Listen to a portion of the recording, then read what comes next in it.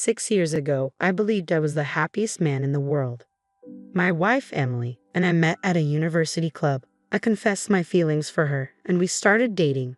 We spent a lot of time together, going to hamburger joints, watching recommended movies on DVD, and going on drives. We had a great time together. After dating for a while, we moved in together. When we both got jobs and settled into our routines, I proposed and we got married. We were delighted every day as husband and wife. When Emily received phone calls at home, she would say, "Yes, this is the Miller residence," looking a little nervous. I loved watching her like that. We wanted our first wedding anniversary to be unforgettable, so we planned a trip to the beach. I took the afternoon off and stopped by a jewelry store to buy a surprise gift for Emily. As soon as I walked out of the store, the cell phone in my bag rang. "Am I speaking with Mr. Miller?" It was the police. At that instant, I felt all the blood drain from my body. Could it be that Emily was involved in some kind of incident? Such thoughts crossed my mind. The cop on the other end of the phone began to explain quietly and monotonously. A fire had broken out in a building next to the station that housed several restaurants. Emily was in the midst of a business meeting at a restaurant near the scene of the fire. The corridor was stacked with cardboard boxes, so the fire spread quickly. The flames did not reach Emily's restaurant, but it was rapidly engulfed in black smoke. The officer explained that she was rushed to the emergency room unconscious. "Oh my God, okay, I'll be right there." I was shocked and terrified, but I quickly grabbed a cab and hurried to the hospital where Emily had been taken. The 30 minutes it took to get to the hospital seemed like hours. My heart was beating faster and faster. Please let her be safe," I prayed. My prayers, however, did not reach God. When I got to the hospital, I saw Emily with her face covered by a white cloth. The doctor in charge was explaining something to me, but I couldn't understand a word. I sat there, strengthless, my mind blank and unable to think of anything. After a while, I returned to work and spent my days just doing my job. That was all I could do. I sat there, helpless, my mind blank, unable to accept the reality. Then one day, on the 5th anniversary of Emily's death, something unexpected happened. Miss Miller, our department's administrative assistant, had opted to take maternity leave. During her 6-month absence, a temporary employee would be hired to fill her position. On the following Monday morning, Emma, our new office clerk from the temp agency, was introduced to us. "I'll be here for only 6 months, but I look forward to working with you all," she said, bowing slightly. The manager looked at me and beckoned. "Logan, can I have a moment with you?" Then he turned to Emma. "You can work with Logan for a while to learn all the jobs." As he explained this to Emma, I couldn't stop staring at her. My heart raced, but I managed to keep my cool somehow. "I'm Logan. It's nice to meet you," I said, though I felt I was staring at her for too long. She looked exactly like Emily, my wife who had passed away. It was uncanny, as if she were a reincarnation of Emily. "Oh no, so I'm going to be her mentor," I thought. "Emma, how good are your computer skills?" I asked. She smiled and replied, "I understand all the basics," looking me firmly in the eye. Emily had the same tendency to smile first when she answered something she was sure of.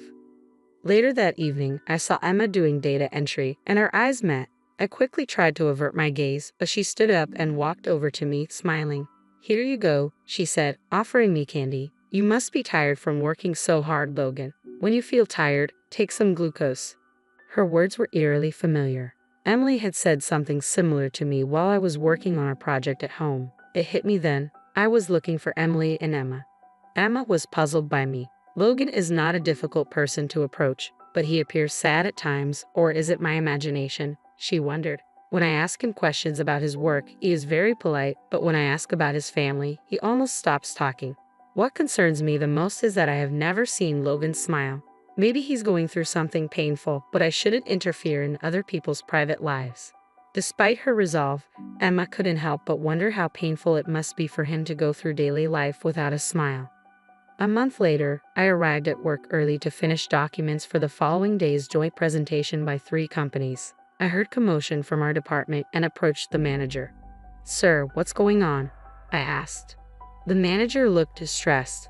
"A lightning strike last night caused problems with most of the company's computers. The computer on your desk is also affected. It won't even turn on." The contents for the presentation were strictly confidential and couldn't be copied to a USB or any external media. Jesus Christ, I muttered, feeling the weight of the situation. No matter what, we'll just have to remake the materials today. Our department manager was panicking, but I tried to remain calm as I told him, "Do you have a computer available right now? I'll do everything I can to recreate the materials," I said, determined to tackle the task. Emma arrived at work a little early, so I asked her to assist me in gathering data. Before we knew it, it was already 6 p.m., the end of the workday. "I'll take care of the rest," I told Emma, but she smiled and insisted, "No, I'll stay here too. There are still some tasks I can do, right?"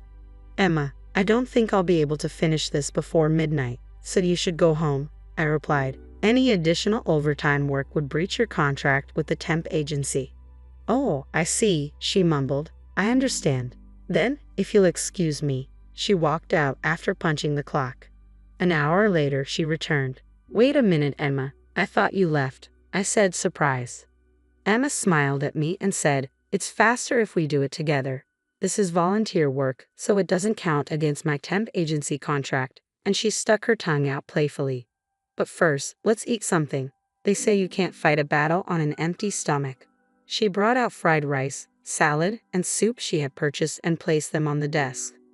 "I appreciate it, but you really won't be able to catch the last train. Please go home after you eat," I tried to persuade her. But she was stubborn. She never changed her mind once it was made up. I was amazed by how much she resembled Emily, even in times like this.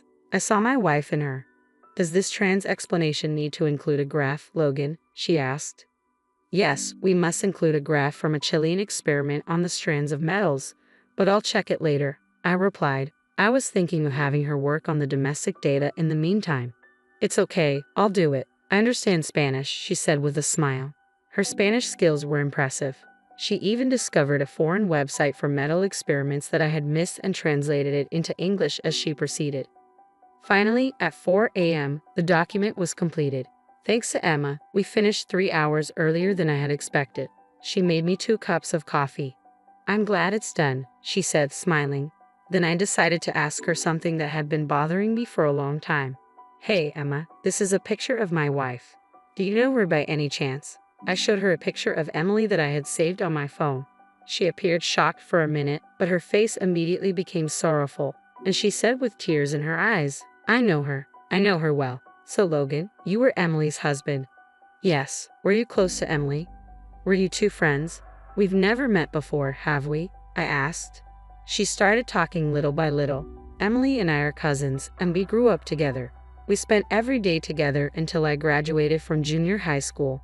But when my father was transferred overseas, the whole family had to go to Spain. My father was reassigned to return to the headquarters 2 years ago, and the entire family returned together. I couldn't make it to Emily's wedding or funeral." As she spoke, more tears welled up in her eyes.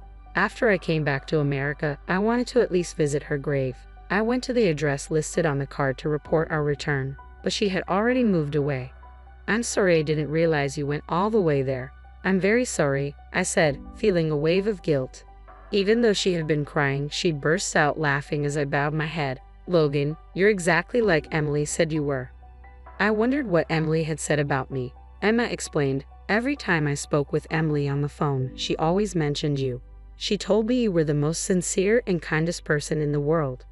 Emma's words brought back memories, and I found myself naturally smiling.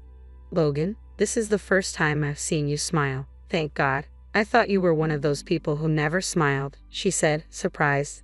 I realized then that I hadn't smiled in the 5 years since Emily died. I must have made people around me feel uncomfortable. I felt sorry for Emma too. "Tell me more about Emily," I said, and Emma's face lit up with joy. "Sure, I will definitely be there," she replied eagerly, repeating it several times. We were probably a bit delirious from pulling an all-nighter and ended up having a long conversation. We left the office shortly after, concerned about the presentation scheduled for that day. The joint presentation by the 3 companies was a great success. Emma, with her background in Spain, demonstrated her Spanish skills by gathering and translating information from Spain and Chile into clear English. The presentation materials, which she simplified, were well received. The manager smiled from beginning to end. A few days passed and Sunday came. As promised, Emma visited my house. She stared at Emily's picture for more than 20 minutes while I brewed Emily's favorite tea, orange pekoe. She noticed it immediately. "This is the tea that Emily and I liked," she said, smiling as she took a sip, perhaps recalling old memories. Then she became solemn and began speaking while looking directly at me. "Logan, it's been about a month since I've been with you in the office. Until the other day, when we stayed up all night to prepare the presentation materials, I had never seen you smile happily. I imagine the last 5 years have been difficult and sad. But why don't we end it now? I'm sure Emily was most concerned and heartbroken when your smile vanished." Her words hit me like a hammer. It was as if I had been awakened. I wondered what Emily would say if she saw me devoid of joy, rage, grief, or happiness. She might still be a warrior, unable to reach heaven because she was worrying about me. "I'm sorry, that was a bit arrogant of me," Emma said, lowering her head. "No, you're right. I can't keep making Emily worry forever. I'm sure you've been worried about me for this past month too. I sincerely apologize," I said. Emma smiled. "It's okay. Thank you for understanding. And thank you for letting me see Emily today." She spoke in the same honest and kind tone as Emily, showing care for others. I started to believe that maybe Emily had brought her to our company. After that, Emma often came to my house, bringing gorgeous flowers and tasty treats as gifts to place in front of Emily's picture. We started going out to movies and dinners together. Emma was a bit more strong-willed than Emily, and when she got angry, she would speak in Spanish, but I grew to enjoy it all. Today is the anniversary of Emily's death. Emma and I visited her grave, which I had been visiting alone for the previous 5 years. She polished Emily's grave carefully and lovingly. We placed flowers, candles, and Emily's favorite cheesecake. "Emily, I know you've been worried about me since you died. Please accept my apologies. But I have something important to tell you today. I'll be happy with Emma, and every year on the anniversary of your death, I'll come to tell you that we are living happily together. So you don't have to worry anymore," I said. Emma laughed through her tears and spoke to the grave. "You know, Emily, Logan is kind of weird, isn't he?" I wondered if I had said something strange, but then she added, "Who proposes to someone in front of a grave? Forget it, Emily, you will be the witness to this proposal." We looked at each other and laughed, then stood side by side and prayed. "I'm not going to let you worry about me anymore. I swear we'll be happy, I promise." I felt that Emily was smiling in front of us as I made that promise.